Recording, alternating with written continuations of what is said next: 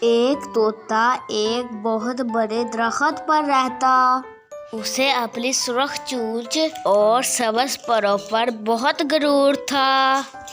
ایک دن اس نے ایک کوے کو دیکھا اور اسے دیکھتے ہی کہا، کوے تمہارے پر کتنے گندے ہیں، ذرا خوبصورت نہیں۔ کوے نے کہا، بے شک اس کے پر خوبصورت نہیں، لیکن اسے اونچا اڑنے میں بہت مدد کرتے ہیں۔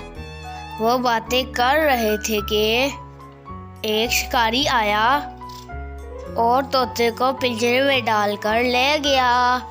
دوستو، اس سے یہ پتہ چلا کہ ہمارے پاس جو بھی ہے اس پر غرور نہیں کرنا چاہیے۔